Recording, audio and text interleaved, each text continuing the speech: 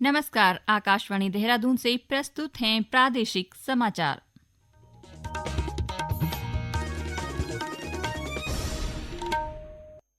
पहले मुख्य समाचार। प्रधानमंत्री नरेंद्र मोदी ने अवैध घुसपैठ के प्रति आगाह करते हुए इसे देश की जनसांख्यिकी स्थिति के लिए खतरा बताया। भारतीय राष्ट्रीय राजमार्ग प्राधिकरण ने पूरे देश में फास्टैग वार्षिक पास सुविधा शुरू की। भगवान श्री कृष्ण का जन्मोत्सव पूरे देश में श्रद्धा और आस्था के साथ मनाया जा रहा है। पौड़ी जिले में गढ़वाल और कुमाऊं को जोड़ने वाले बैली ब्रिज का निर्माण कार्य तेजी से जारी, जल्द ही यातायात बहाल कर दिया जाएगा। और मौसम विभाग ने अगले 24 घंटों के दौरान चमोली, देहरादून और बागेश्वर जिलों में कहीं कहीं मूसलाधार बारिश की संभावना व्यक्त की। प्रादेशिक समाचार के साथ मैं नीता कांडपाल और अब समाचार विस्तार से। प्रधानमंत्री नरेंद्र मोदी ने अवैध घुसपैठ के प्रति आगाह करते हुए इसे देश की जनसांख्यिकी स्थिति के लिए खतरा बताया है। श्री मोदी ने कल स्वतंत्रता दिवस संबोधन में अवैध प्रवासियों से उत्पन्न खतरे से देश की रक्षा के लिए एक उच्च स्तरीय जनसांख्यिकी मिशन शुरू करने की घोषणा की। प्रधानमंत्री ने कहा कि वह देश को इस चिंता से आगाह करना चाहते हैं कि जो अब एक चुनौती बन गई है। उन्होंने कहा कि सीमावर्ती क्षेत्रों में जनसांख्यिकी परिवर्तन राष्ट्रीय सुरक्षा के लिए गंभीर खतरा है। जब डेमोग्राफी परिवर्तन होता है तब राष्ट्रीय सुरक्षा के लिए संकट पैदा होता है। देश की एकता, अखंडता और प्रगति के लिए ये संकट पैदा, सामाजिक तनाव के बीज बो देता है। और कोई देश अपना देश घुसपैठियों के हवाले नहीं कर सकता है, तो हम भारत को कैसे कर सकते हैं? हमने एक हाई पावर्ड डेमोग्राफी मिशन शुरू करने का निर्णय किया है। इस मिशन के द्वारा भारत पे मंडरा रहा है जो संकट है, उसको निपटाने के लिए तय समय में सुविचारित निश्चित रूप से अपने कार्य को करेगा। भारतीय राष्ट्रीय राजमार्ग प्राधिकरण ने आज से पूरे देश में लगभग 1150 टोल प्लाजा पर फास्टैग वार्षिक पास की सुविधा शुरू कर दी है। एक रिपोर्ट। सड़क परिवहन और राजमार्ग मंत्रालय के अनुसार कल शाम 7 बजे तक लगभग 1,40,000 लोगों ने वार्षिक पास खरीदकर सक्रिय किया। मंत्रालय ने कहा है कि वार्षिक पास से सुगम यात्रा सुनिश्चित करने के लिए प्रत्येक टोल प्लाजा पर प्राधिकरण के अधिकारी और नोडल अधिकारी नियुक्त किए गए हैं। फास्टैग को बार बार रिचार्ज करने की जरूरत खत्म करने के लिए फास्टैग वार्षिक पास शुरू किया गया है। यह सुविधा एक मुश्त 3,000 रूपए की खरीद के साथ प्रारंभ हुई है। इस पास की वैधता 1 वर्ष या 200 बार टोल प्लाजा से गुजरने तक रहेगी। फास्टैग वार्षिक पास वैध फास्टैग वाले सभी गैर व्यावसायिक वाहनों के लिए लागू है। भगवान श्री कृष्ण का 5252वां जन्मोत्सव आज पूरे देश में श्रद्धा और उल्लास के साथ मनाया जा रहा है। बड़ी संख्या में श्रद्धालु पूजा अर्चना के लिए मंदिरों में पहुंच रहे हैं। भगवान श्री कृष्ण की जन्मस्थली मथुरा में श्री कृष्ण जन्मभूमि मंदिर और वृंदावन में श्री बांके बिहारी मंदिर, प्रेम मंदिर तथा इस्कॉन मंदिर सहित सभी प्रमुख मंदिर आकर्षक ढंग से सजाए गए। मुख्यमंत्री पुष्कर सिंह धामी ने प्रदेशवासियों को श्री कृष्ण जन्माष्टमी की शुभकामनाएं देते हुए कहा कि भगवान श्री कृष्ण सभी के जीवन में हमेशा सुख, समृद्धि और शांति का संचार करें। सभी को श्री कृष्ण जन्माष्टमी की अनेकानेक शुभकामनाएं।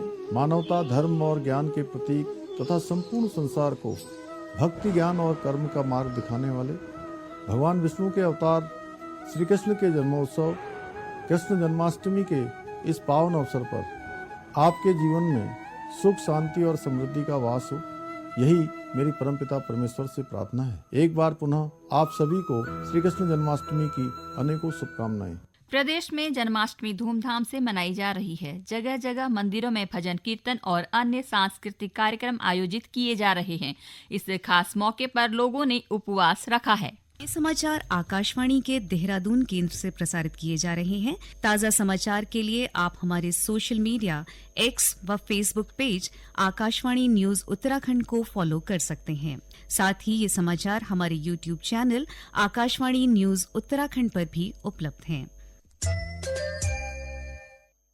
राष्ट्र आज पूर्व प्रधानमंत्री अटल बिहारी वाजपेयी की 7वीं पुण्यतिथि पर उन्हें श्रद्धा सुमन अर्पित कर रहा है। राष्ट्रपति द्रौपदी मुर्मू और प्रधानमंत्री नरेंद्र मोदी ने पूर्व प्रधानमंत्री अटल बिहारी वाजपेयी की पुण्यतिथि पर उनके स्मारक सदैव अटल पर पुष्पांजलि अर्पित की। वर्ष 2018 में 16 अगस्त को उनका निधन हुआ था। श्री वाजपेयी 3 बार देश के प्रधानमंत्री बने। वर्ष 2015 में उन्हें भारत के सर्वोच्च नागरिक सम्मान भारत रत्न से अलंकृत किया गया।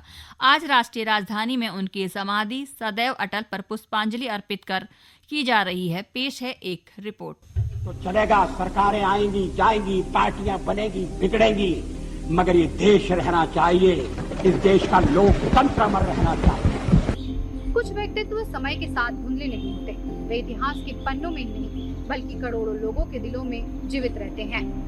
आज हम नमन कर रहे हैं भारत के ऐसे ही अटल पुरुष, भारत रत्न पूर्व प्रधानमंत्री, युग दृष्टा, कवि और अद्वितीय वक्ता श्री अटल बिहारी वाजपेयी जी को उनकी पुण्यतिथि पर।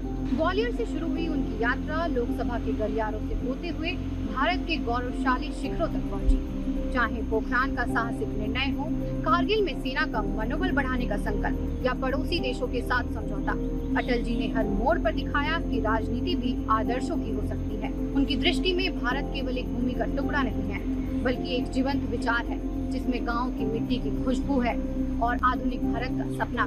अटल जी मानते थे कि असहमति दुश्मनी नहीं होती, इसलिए विरोधी भी उनका सम्मान करते थे। एक बार संसद में तीखी बहस के दौरान विपक्ष के नेता ने कहा, अटल जी आप तो कवि हैं, राजनीति में क्यों आए? अटल जी मुस्कुराए और बोले, क्योंकि राजनीति में भी कविता की जरूरत है और कभी कभी कविता में राजनीति। आज उनकी पुण्यतिथि पर आइए हम भी संकल्प लें कि अटल जी के साहस, उनकी विनम्रता और उनके राष्ट्र प्रेम को अपने जीवन का हिस्सा बनाएंगे, क्योंकि अटल जी सिर्फ एक नाम नहीं, एक विचारधारा और हम सब के लिए प्रेरणा स्रोत हैं। पौड़ी जिले में गढ़वाल और कुमाऊं को जोड़ने वाले बुआखाल धूमाकोट रामनगर राष्ट्रीय राजमार्ग पर पाबो के समीप कलगड़ी में बैली ब्रिज निर्माण का कार्य तीव्र गति से चल रहा है। जिलाधिकारी स्वाति एस भदौरिया ने कहा कि कलगड़ी में बैली ब्रिज का निर्माण युद्ध स्तर पर जारी है। उन्होंने कहा कि विभाग पूरी तत्परता के साथ कार्य कर रहा है और उम्मीद है कि अगले 2-3 दिनों में पुल पर छोटे वाहनों की आवाजाही शुरू हो जाएगी। में जो हमारा कलगड़ी का पुल वॉश ऑफ हो गया था वो NH 131 पर, तो तब से जैसे ही ये सूचना मिली तब तुरंत वहाँ से ऋषिकेश से हम लोगों ने बैली ब्रिज मंगाया और उसका काम लगातार बहुत ही युद्ध स्तर पे चल रहा है और हमें उम्मीद है कि अगले 2-3 दिन के अंदर वहाँ पे लाइट व्हीकल्स के लिए खोला जा सकेगा। गौरतलब है कि हाल ही में गदेरे में आई बाढ़ से वर्ष 1970 में बना मोटर पुल ध्वस्त हो गया था। जिलाधिकारी ने बताया कि मुख्यमंत्री पुष्कर सिंह धामी ने आपदा प्रभावित क्षेत्रों में सड़क, बिजली और पानी सहित आवश्यक सेवाओं की त्वरित बहाली के निर्देश दिए हैं, जिसके तहत लोक निर्माण विभाग ने तत्काल पुल निर्माण कार्य शुरू किया। राजधानी देहरादून में आज बादल छाए हुए हैं और रुक रुक कर हल्की बारिश हो रही है। राज्य के ऊंचाई वाले क्षेत्रों में गाढ़ गदेरे उफान पर हैं और नदी नालों का जल स्तर बढ़ा हुआ है। बारिश और भूस्खलन के चलते पर्वतीय अंचल में अवरुद्ध सड़कों को खोलने का प्रयास जारी है। इस बीच मौसम विभाग ने अगले 24 घंटों के दौरान चमोली, देहरादून और बागेश्वर जिलों में कहीं कहीं मूसलाधार बारिश का ऑरेंज अलर्ट और शेष जिलों में येलो अलर्ट जारी किया है। विभाग के अनुसार राज्य में 20 अगस्त तक बारिश के आसार बने हुए हैं। इस अवधि में लोगों से अनावश्यक यात्रा से बचने और मौसम खराब होने की स्थिति में सुरक्षित स्थानों पर रुकने की सलाह दी है। अंत में मुख्य समाचार एक बार फिर। प्रधानमंत्री नरेंद्र मोदी ने अवैध घुसपैठ के प्रति आगाह करते हुए इसे देश की जनसांख्यिकी स्थिति के लिए खतरा बताया। भारतीय राष्ट्रीय राजमार्ग प्राधिकरण ने पूरे देश में फास्टैग वार्षिक पास सुविधा शुरू की। भगवान श्री कृष्ण का जन्मोत्सव पूरे देश में श्रद्धा और आस्था के साथ मनाया जा रहा है। पौड़ी जिले में गढ़वाल और कुमाऊं को जोड़ने वाले बैली ब्रिज का निर्माण कार्य तेजी से जारी, जल्द ही यातायात बहाल कर दिया जाएगा।